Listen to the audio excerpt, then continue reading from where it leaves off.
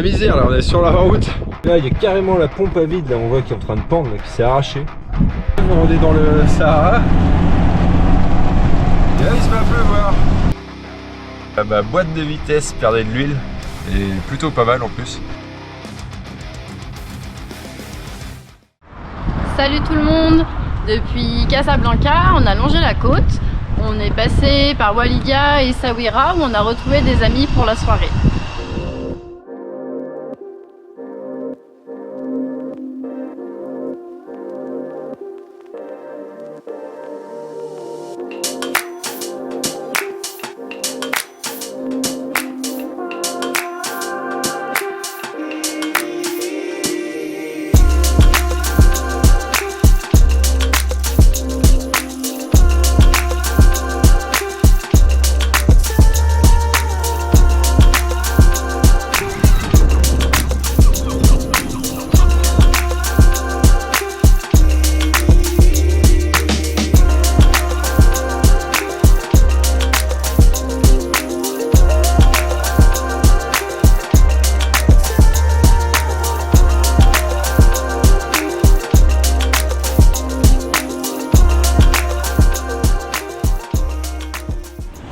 Bon, aujourd'hui on a décidé de passer le week-end ici.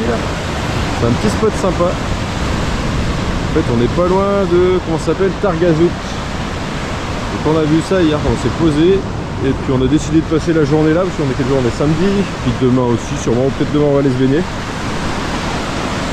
Donc quitte à être là, on en profite pour pêcher. On croise les doigts, ce soir on va peut-être manger du poisson. La pêche a été magnifique. Je viens d'avoir 2 poissons.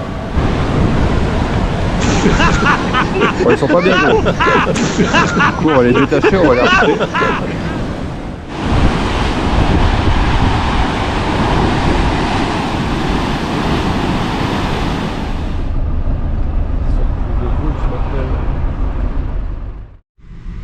On vient de s'arrêter à Agadir, donc c'est pour récupérer notre carnet de passage en douane. C'est un document qui va nous servir tout au long du voyage et qui va permettre l'admission temporaire des véhicules à chaque douane de chaque pays. Enfin, il ne nous servira pas pour chaque pays, mais dans pas mal de pays. Et on va en même temps en profiter d'être à Agadir, vu que c'est une grande ville, pour faire des courses et essayer de trouver un garage, parce qu'on veut changer l'embrayage et rajouter une lame de suspension. On avait déjà prévu de faire ça au Maroc, donc je sais pas, on va essayer d'en trouver un pas trop cher, qui a l'air bien. Bon, on a enfin trouvé un garage, donc ça a été marrant parce qu'on a rentré le camion tout à l'heure pour voir, parce qu'on a parlé pour changer l'embrayage. Et le patron est arrivé après, et puis il a vu le camion, il a fait bah, je vous passe les clés du garage et vous pouvez dormir là ce soir. Et demain soir du coup, parce qu'il y a le kit embrayage plus les lames.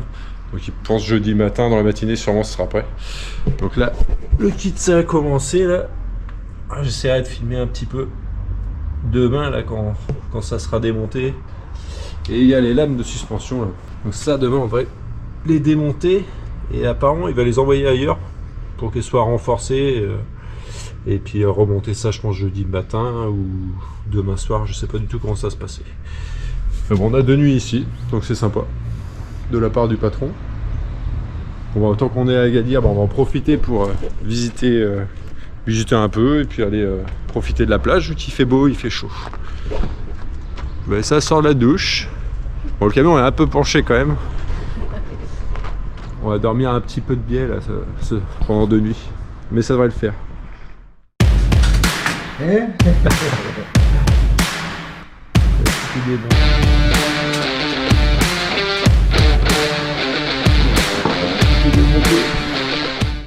Bon bah petit problème, c'est que la pièce que j'ai d'embrayage c'est pas la même. Parce que celui-ci est renforcé en fait, le kit embrayage avec les ressorts. Et l'autre est pas renforcé, la nouvelle. On voit qu'il y a une différence au niveau des ressorts. Et au niveau des lames ici, ça c'est celui que j'avais commandé en France. Et l'autre côté, on voit que c'est beaucoup plus gros, beaucoup plus épais. On a été avec le mécanicien là pour voir s'ils avaient ça en stock. Et ici ils en ont pas et c'est impossible d'en avoir à la commande. Donc il a dit au début qu'on allait renforcer celui que j'ai ramené. Puis en fait même lui est pas sûr, donc du coup en fait on va changer on va faire changer juste tous les patins en fait de l'embrayage. Et normalement ça va le faire. Donc bon, il n'y a pas de raison. Parce que vu que l'autre n'est pas renforcé, c'est vrai que si on le monte, on sait jamais, même le Mikado s'il disait ça peut péter d'un coup. Donc vu qu'on va vers le sud, on va éviter de faire ça. Tout a été changé. Donc là on voit l'ancien disque en fait qui est rincé, qui a plus de rainures quand il est mort.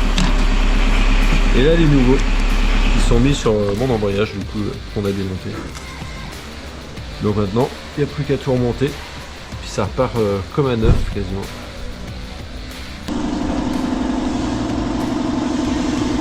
Bah, pour les lames on avait deux options. C'était soit on renforçait les lames. Donc en gros il fallait les recourber, les recaler, rechanger de toute façon tous les caoutchoucs, comment ça s'appelle, pour des styles en bloc et la visserie. Ou la deuxième option c'était de rajouter une lame de chaque côté. Et les gars qui sont là nous ont conseillé en gros juste de renforcer, que ça allait être amplement suffisant et qu'on a remonté à peu près les lames de 6 cm en gros. Nous on a choisi la première option, si je dis pas de bêtises, c'est ça que j'ai en premier.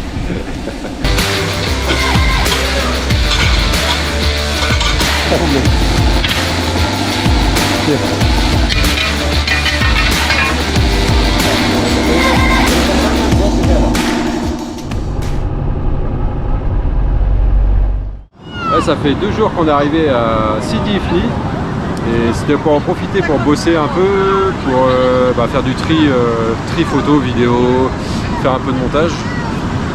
Et on a bien fait de s'arrêter là parce qu'en fait il fait pas très beau. C'est assez gris, donc c'est parfait pour travailler. Après ça n'empêche pas de se baigner quand même, parce qu'il fait quand même bon.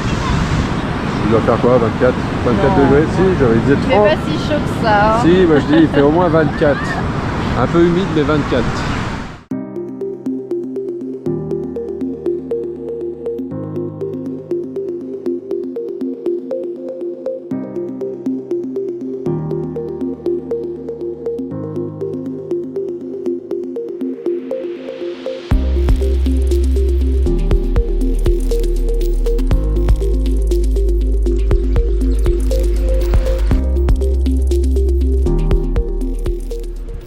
Le hasard fait bien les choses, on a bien fait de s'arrêter ici, dans le camping, là, pour, comme je disais tout à l'heure, pour se poser quelques jours, bosser un peu.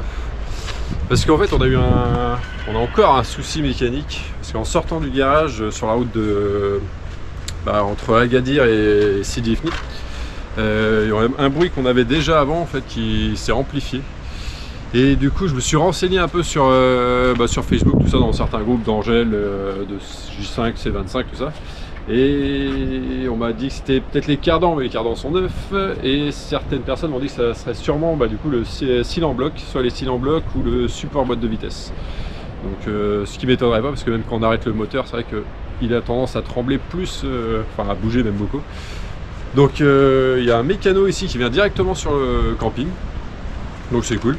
Donc le mec est venu voir et puis là il repasse là tout à l'heure, on va voir pour démonter un peu et puis voir ce qu'il en est. Donc au moins il n'y a pas besoin de bouger le camion, le gars vient sur place faire la mécanique dans les campings, donc c'est impeccable. Donc on va aller faire le tour, on va attendre qu'il arrive, puis on va voir ça. Bon, on a trouvé le problème sur le camion, donc c'est la crémaillère en fait qui est HS. Il y a plein de jeux en fait quand on tourne. Donc on a fini en fait, Rachid, le mécano qui vient au camping, en fait il nous a emmené ici là, parce qu'il y a son atelier, l'atelier qui est derrière avec un ami à lui. Et du coup ils vont changer ça. Donc après en main d'œuvre ça revient pas trop cher. Après la pièce n'est pas donnée, parce que je crois que j'en ai pour 250 presque la pièce. Ce qui me paraissait un peu cher, mais en fait j'ai regardé, c'est à peu près les prix en fait pour une crémaillère. Là on voit que ça travaille. Bon pour le coup la mécanique, ça y est, c'est fini, le camion est opérationnel. Donc maintenant on croise les doigts pour pas avoir d'autres surprises sur la route, parce que mine de rien ce mois-ci c'était pas mal entre l'embrayage, les lames, bon, tout ça c'était prévu, mais plus la crémaillère et puis le cil en bloc qui n'était pas prévu. Donc ça fait monter le budget. Donc demain on va pouvoir reprendre la route, la direction Dakhla. Donc ça va être, on va arriver là dans le Sahara occidental. Donc ça va faire plaisir de bouger parce que ça fait 10 jours qu'on est ici là. Donc on a traîné un peu, après on a fait pas mal de choses parce qu'il y a eu la mécanique, il y a eu pas mal de montage vidéo. Qu'est-ce qu'on a fait? On a profité aussi un peu, ça fait du bien quand on est sur la route de se poser, profiter de la plage aussi, de l'endroit, puis de squatter le camion aussi des fois, regarder des petites séries, des petits films, un peu comme à la maison. Mais du coup c'est bien tombé parce que à la base on devait attendre à peu près le 25 en fait pour rentrer au Sénégal. Parce que par rapport au carnet de douane en fait la date qu'on a mis de départ a été un peu longue, enfin était un peu plus loin que ce qu'on pensait quoi. Parce que nous on pensait avancer un peu moins vite et en fait on n'avait pas le tracé. Donc les 10 jours ici sont bien tombés. Donc on peut profiter mais en même temps on n'avait pas trop le choix non plus. Donc demain on repart et puis on va voir, on va aller voir ce que ça donne le Sahara, changer un peu d'air, on va avoir chaud. En plus il y en a qui m'ont fait peur parce qu'on a croisé des motards qui nous ont dit qu'il faisait 50 là, dans le désert. Donc 50 degrés, il faut vous avez la clim dans le camion? Je fais bah non on n'a pas la clim, et le pire c'est que j'ai même plus de ventilation, donc s'il fait 50 je pense on va finir en sous-vêtements dans le camion. Bon, allez, ciao.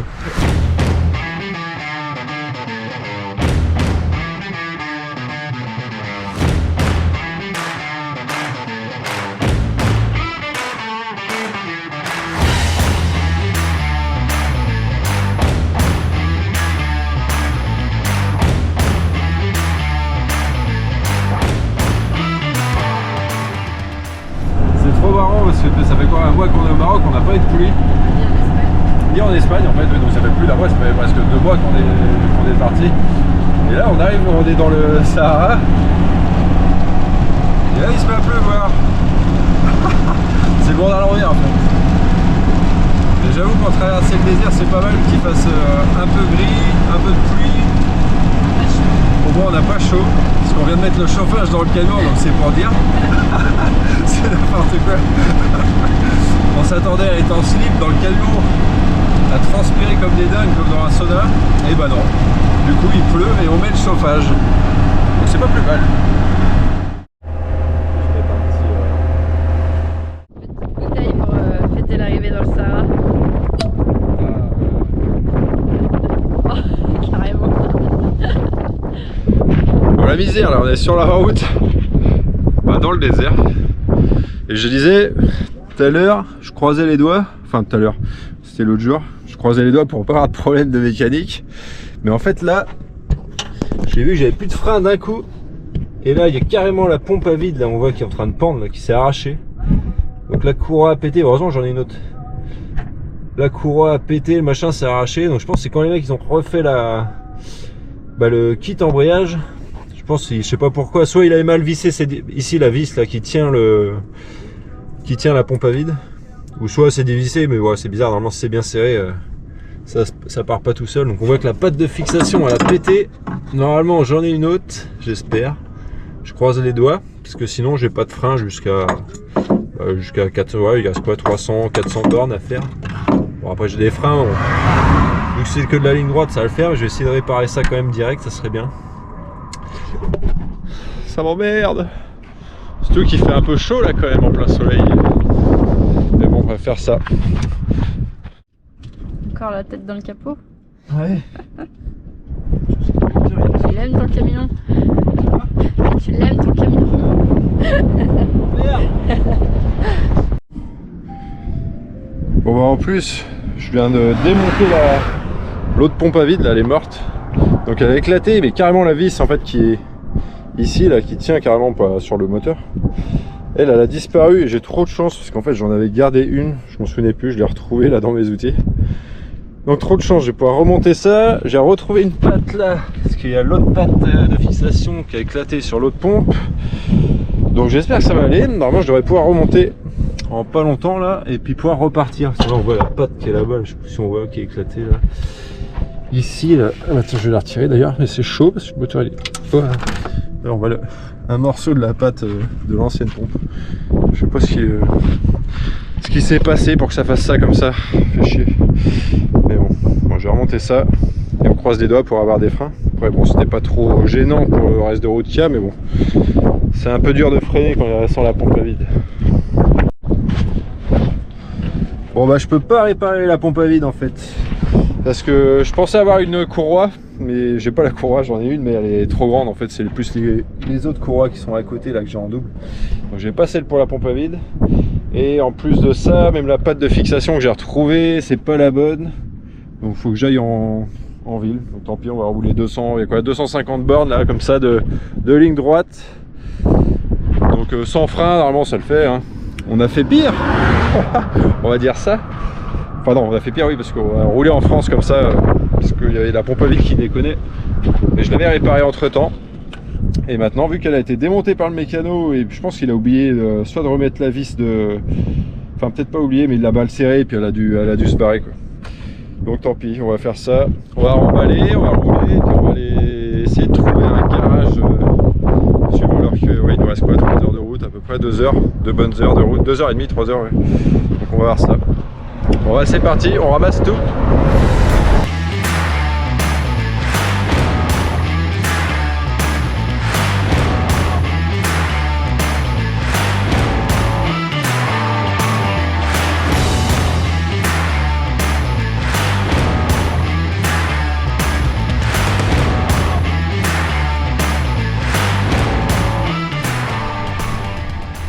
Bon, hier, les 250 km sans frein se sont bien passés. On est arrivé à Dakhla.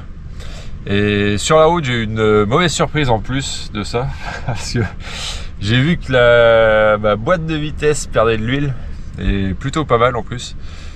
Donc, j'espère qu'elle n'est pas morte. Là, il va falloir que je trouve la fuite. Voir déjà si ça vient des joints de spi là, au niveau des cardans.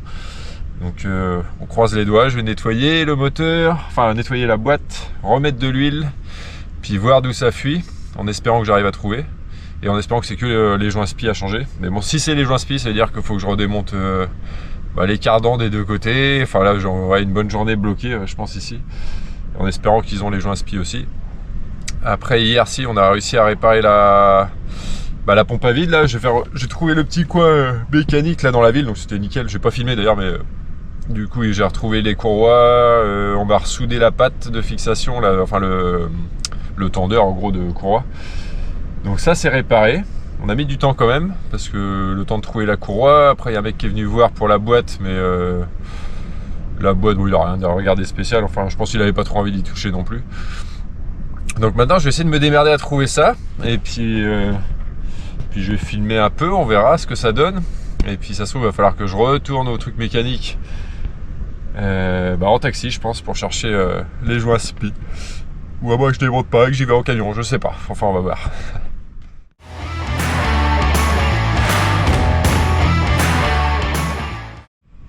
Bon bah le problème de boîte ça a rien comprendre parce qu'il y a une fuite, enfin j'ai pas trouvé de fuite du coup et j'ai regardé le niveau de la boîte, la boîte est, le niveau est plein même, rempli à ras-bord. Donc c'est peut-être, ça doit être sûrement dû à ça le problème, c'est que je sais pas ce qu'ils ont fait les mécanos, ils ont dû remplir la boîte au maximum, enfin limite au maximum, je sais pas, parce que j'ai retiré moi 2 litres, déjà plus de 2 litres, alors que le moteur, enfin la boîte fuyait, donc je sais pas combien j'ai perdu sur la route déjà en 2-3 jours, j'ai dû perdre, ouais pas mal, parce qu'il y avait quand même pas mal de goût, donc ça se trouve j'avais perdu 1 litre, ça se trouve il y avait la boîte, il y avait plus de 3 litres dedans, donc du coup j'ai dû tout revidanger et refaire le plein.